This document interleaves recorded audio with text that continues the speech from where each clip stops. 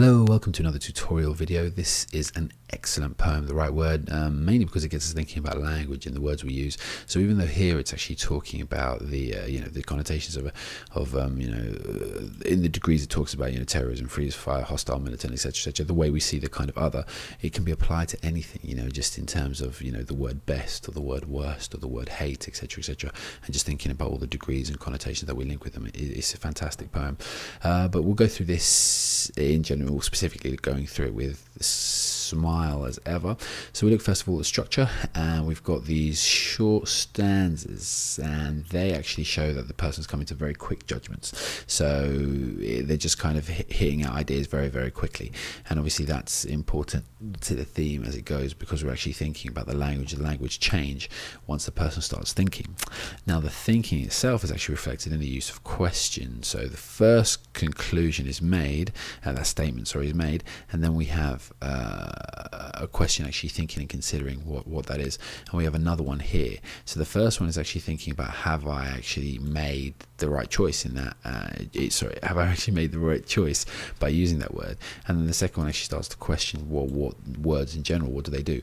And so that's like a level 1 thought, and then this is like a level 2 thought, because obviously they're building from that one. And there are no more questions throughout the poem, simply because once we get to that point we start questioning everything and maybe start seeing things how they were. And so that part there is really interesting, because it's thinking for yourself, and it's only in thinking for ourselves maybe where we get to see more common ground than just listening to this kind of words that other people using. And that's just one way of looking at it. Another really interesting structural feature, this is the changing definition of what we've seen and the action all the way through. So it starts off in the most terrifying way, and then it ends up in just this really kind of soft and loving and homely unified way. So it's kind of like an inverse triangle, an upside down triangle, where everything's just kind of coming in to a point from being so distant, but it all comes towards us at the end.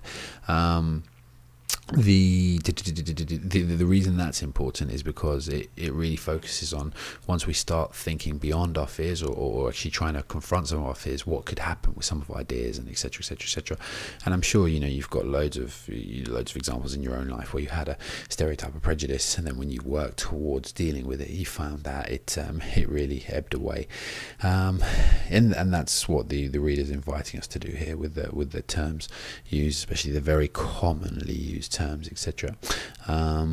Interestingly, it offers no judgment on the right or wrong of the terms themselves. It's just the idea of trying to connect with the people rather than the term is going to make a difference. So moving on to the meanings, well, we've got the just to continue on that, it's not just because I've only looked at the words here. So you've got the terrorist becomes a freedom fighter, becomes a militant, becomes a warrior, becomes a martyr, becomes a child, etc., but also the way that they are moving, hanging in the shadows. That's really important. So they go from lurking to taking shelter to waiting to watching, etc. So not only does the person there change, but the tone or the atmosphere around them changes as well. So look at what happens and changes in the shadows, and the fact that it actually changes all the way through is just showing the power of the thoughts, and how thinking and watching and waiting before jumping to conclusions actually makes a difference. So what themes do we have? Well, the first one obviously that comes through is fear. This fear of the other, this person outside, and that's really represented by the fact that outside is the first one. Is outside of my sphere of knowledge, outside of my sphere of reference, outside of my realm of understanding, outside my comfort zone, whatever it is. That word outside represents so much in that, and then from there, that's where we have our fears, because it's something outside, it's something we don't know, something distant from us. Second of all, we've got this feeling coming through towards the end of common ground and all the things that we actually share. So we see here, we have this child that looks like mine, and we have a boy that looks like your son too, and this person comes and eats with us. So that common ground being referenced there is the common ground that maybe we should try and get to actually find unifying threads between us, rather than using these labels that are actually mentioned earlier to separate and split us. Third thing I picked up on, the reason I like the poem so much, is it's all about language. It's all about the words that you use and what they could then mean and how it could then be put. You can completely set someone up in someone else's eyes, in a sentence.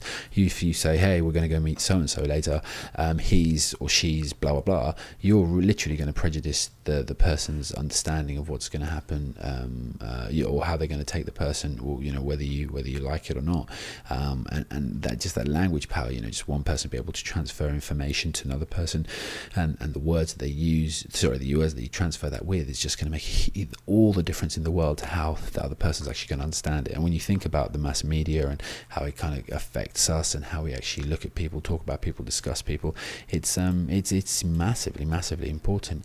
And a few changed words in a lot of our daily discourse, you try and find out a way of speaking. Say, I'm sure you do it already, actually. I'm sure you speak to your mum differently, you speak to your dad differently, you speak to your teacher, especially when you want something, or when you're trying to make your own point.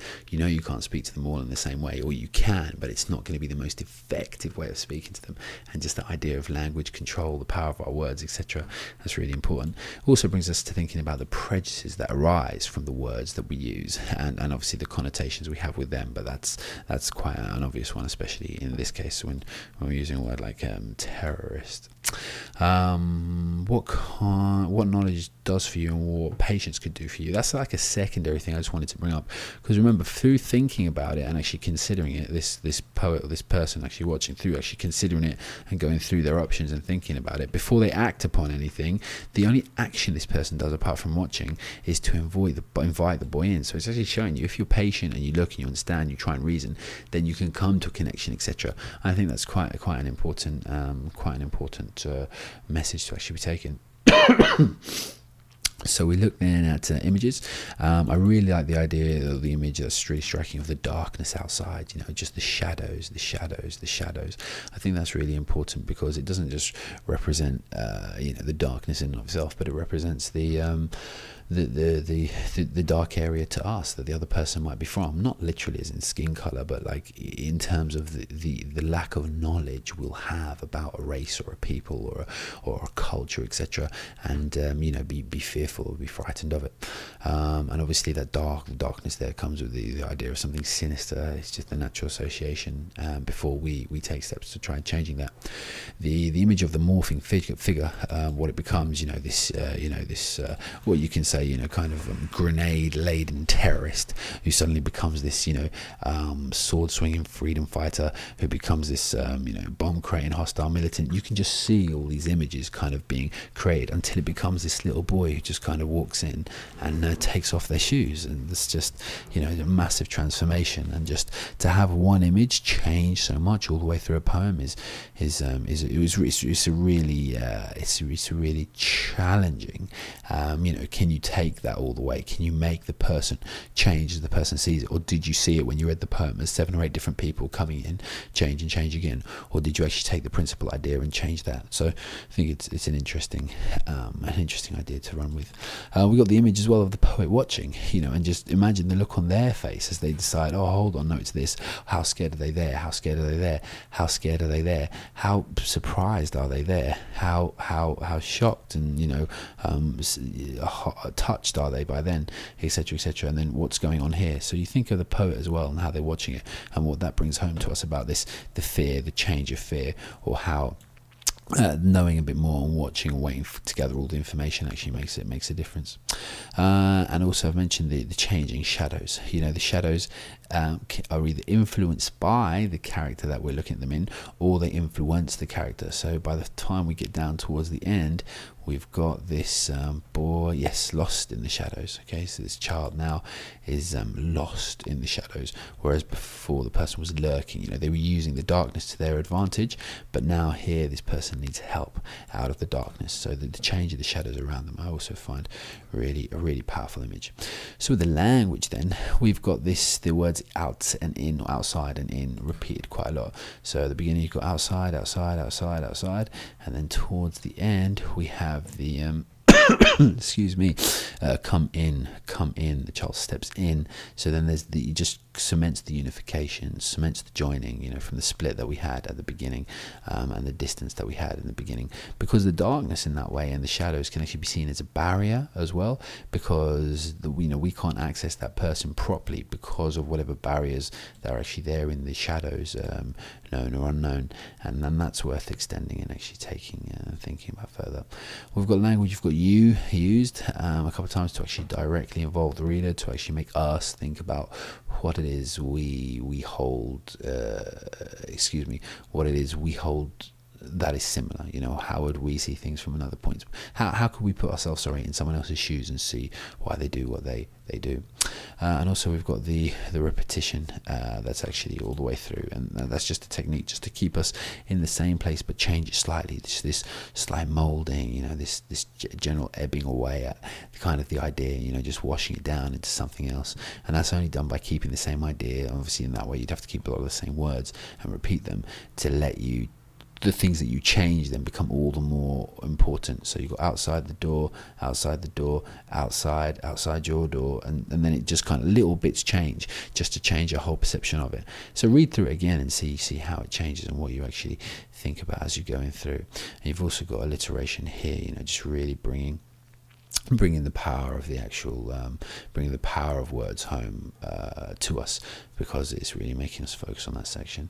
So the effect on the reader then, well, it makes us think about our prejudices and, you know, what we believe and don't believe, and what kind of associations we made with certain words, etc., etc., etc. It makes us think about what we hear and react to. So when we hear certain words, not only just like what words do we have, but when we hear certain words, you know, how does it make us feel? What does it do to us, positive, negative? What words are used to actually trigger us, etc. I mean, I think it was Philip K. Dick who said, he who controls words, he who controls words controls the people that use the words. And that's fascinating, because there's a lot that can be said. I mean, obviously if you've read 1904, then you've probably got some idea of the whole philosophy behind this, whatever Orwell's intentions were. But the idea of being able to, imagine if you could take some words away from the dictionary, what would then happen? Or, you know, if you wanted to kind of like, you remember, I think it's quite a common one, you might have come across the enhanced interrogation, or the phrase enhanced interrogation. There's quite a new term in our lexicon, in our dictionary almost. You know, before we just kind of called that torture, but now, you know, because of the situation that we're in, we just develop new terms and new words for, well, that's not torture, it's enhanced interrogation, etc., etc. So there's hundreds of different examples you could think about that. So it just makes us think about how we hear and react to, and obviously things are softened for us then. You know, it's you know, the diplomacy with which words are used to try and ease things is quite good. It's actually, obviously, if anyone's interested in linguistics, it would be really good study element to actually see develop that. But sorry, I've gone on too long on a side point. And lastly, we actually think about other people's motives. You know, why could other people be using those words? What do they want us to associate with them, and what do they want us to think?